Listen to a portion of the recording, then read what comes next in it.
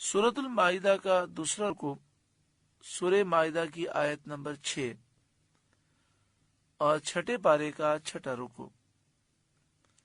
अल्लाह रब्बुल आलमीन ने इरशाद फरमाया, या अय्युहल्लज़ीना आमनू, ए ईमान वालों, इज़ा कुमतुम इलस्सलाती, जब नमाज को खड़े होना चाहो, जब तुम नमाज पढ़ने का इरादा करो और तुम्हारा वुजू ना हो, फगसिलू वुजूहकुम, तो अपने मुंह धो, अपने चेहरों को तुम धो, व अयदियकुम इलल मराफिकी, और कोहनियों तक हाथों को तुम धो, वमसहू बिरूसिकुम, और अपने सरों का मसा करो, व अर्जुलकुम इलल काबैन, और टखनों समेत अपने पांव धो। इस आयत करीमा में वुजू के मसाइल बयान किए गए और ये बयान किया गया फराइज़ वुजू 4 हैं। सैयद आलम सल्लल्लाहु अलैहि वसल्लम और आपके सहाबाए किराम हर नमाज के लिए ताज़ा वुजू के आदी थे। अगरचे एक वुजू से भी बहुत सी नमाजें फराइज और नवाफिल दुरुस्त हैं, मगर हर नमाज के लिए अलग वुजू करना ज्यादा बरकत और सवाब का बाइस है। बाद मुफस्सिरीन का कौल है कि इब्तिदाए इस्लाम में हर नमाज के लिए अलग वुजू करना फर्ज था, बाद में मनसूख किया गया। अब जब तक वुजू न टूटे, एक वुजू से कई फराइज और नवाफिल सब अदा किए जा सकते हैं। इस आयत करीमा में पहला जो फर्ज बयान किया गया वो है फगसिलू वुजूहकुम, अपने चेहरे को धो, व अयदियकुम इलल मराफिक, कोहनियों समेत अपने हाथों को धो, वमसहू बिरूसिकुम, यहाँ पर बाजियत के लिए है, यानी अपने सरों के कुछ हिस्से का मसा करो। और हदीस पाक में इसकी वजाहत की गई, इससे मुराद चौथाई सर का मसा है। तो अहनाफ के नजदीक चौथाई सर का मसा करना फर्ज है। वह अर्जुलकुम इलल काबैन, और टखनों समेत पांव को धोना, ये चौथा फर्ज है। धोने के माना ये है कि जिस उसको धोना है वहां से पानी के 2-2 कतरे बह जाए, और मसे के माना यह है कि जिस उस पर मसा करना है वहां पर गीला हाथ फेर लिया जाए। चेहरे की लंबाई चौड़ाई जो है उसे समात कर लें, जहां से आमतौर पर पिशानी पर बाल जमते हैं वहां से लेकर थोड़ी के नीचे तक, और एक कान की लौ से दूसरे कान की लौ तक, ये चेहरे की लंबाई और चौड़ाई है। इसी तरह हाथों को जो धोना जरूरी है, नाखूनों से लेकर कोहनियों समेत, चौथाई सर का मसा करना जरूरी है, और दोनों पांव को टखनों समेत धोना जरूरी है।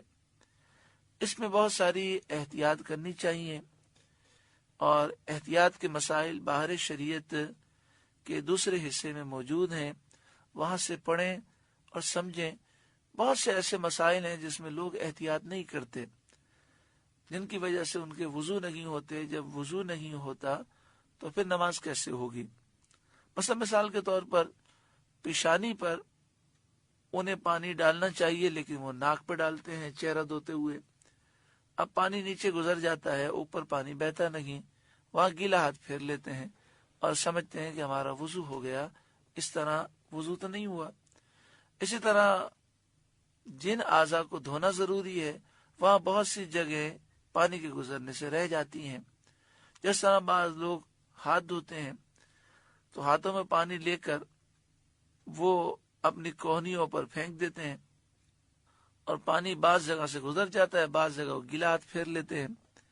इस तरह के बहुत सारे मसाइल हैं।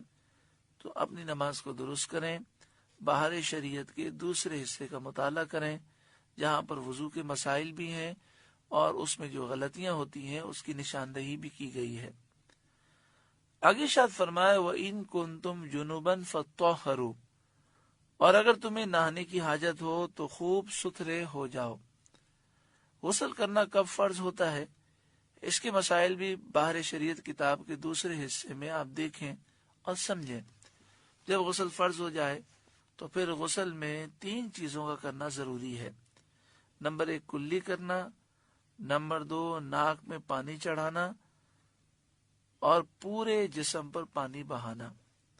کلی کرنے میں احتیاط کرنی چاہیے، دانتوں کے درمیان کوئی ایسی جگہ نہ ہو جہاں پر پانی نہ گزرے، اس طرح پھر کلی نہیں ہوگی۔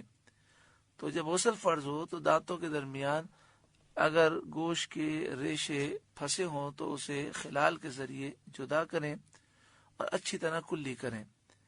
غرغرہ کرنا غسل میں فرض نہیں بلکہ مستحب ہے۔ اسی طرح ناک میں پانی چڑھانا، تو ناک کی جہاں تک نرم ہڈی ہے وہاں تک پانی چڑھانا ضروری ہے، اور ناک کی جڑ تک پانی پہنچانا یہ غسل میں فرض نہیں بلکہ مستحب ہے۔ سر سے لے کر پاؤں تک پانی بہانا یہ ضروری ہے۔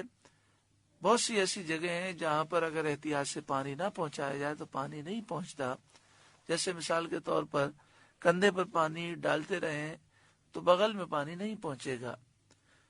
اس طرح کی بہت ساری احتیاطیں ہیں جو باہر شریعت کے دوسرے حصے میں لکھی ہوئی ہیں۔ اللہ تبارک و تعالی ہمیں یہ مسائل سمجھنے کی توفیق عطا فرمائے۔ جب وضو میں خامیاں ہوں گی، غسل میں خامیاں ہوں گی، نماز کے فرائض و شرائط معلوم نہیں ہوں گے، تو پھر نماز کی لذتیں اور روحانیت کیسے نصیب ہوگی۔ وَإِن كُنتُم مَرْضَىٰ، اور اگر تم بیمار ہو، او علی سفر، یا سفر میں ہو، او جاء احد منکم من الغائط، یا تم میں کوئی قضائے حاجت سے آیا ہو، یعنی اس کا وضو ٹوٹا ہوا ہو، او لامستم النساء، یا تم نے عورتوں سے صحبت کی ہو یعنی غسل فرض ہو، فلم تجدوا ماء، اور ان صورتوں میں پانی نہ پاؤ، فتیمموا صعیدا طیبا، تو پاک مٹی سے تیمم کرو، فامسحوا بوجوہکم وایدیکم منہ، تو اپنے منہ اور ہاتھوں کا اس سے مسح کرو۔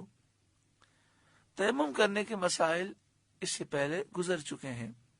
مزید تفصیل جاننا چاہیں تو باہر شریعت کے دوسرے حصے کا مطالعہ فرمائیں۔